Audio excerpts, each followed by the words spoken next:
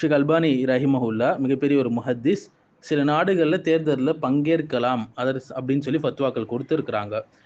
கேள்வி என்னன்னா, அல்ஜீரியா போன்ற நாடுகளில் இஸ்லாமிய ஆட்சி இல்லாத இடங்களில் முஸ்லீம்கள் தேர்தலில் பங்கேற்கலாமா என்று கேட்டிருக்கிறாங்க. ஸோ அதுக்கு ஷேக் அல்பானி ரஹிமஹுல்லா பதில் சொல்றாங்க சுருக்கமாக, நான் ஜனநாயகத்தை டெமோக்ரஸியை ஆதரிப்பதில்லை. ஆனால் ஒருவேளை ஒரு முஸ்லிம் ஒருவர் தேர்தலில் போட்டியிடுவதால தீமைகள் குறைக்கப்பட்டு நல்லது ஏற்படுவதாக இருந்தால் நான் அதை தடை செய்வதில்லை என்று சொன்னாங்க. இது நாங்கள் விரும்பும் ஷரியா ஆட்சி அல்ல, ஆனால் 2 தீமைகளில் குறைவானதை தேர்வு செய்வது தான் என்று சொன்னாங்க. சில்சிலா அல் ஹுதா வன் நூர்ல இருக்கு, கேசட் டேப் நம்பர் 213. சில இளைஞர்கள் சொல்லுவாங்க அதெல்லாம் பங்கேற்கக்கூடாது என்று. முஸ்லீம் சிறுபான்மை சூழலில் இவங்களுக்கெல்லாம் அஹ்லுல் ஹதீஸுடைய ஃபிக்னாலே என்னன்னு தெரியாது என்பது தான் இதற்கான அர்த்தம்.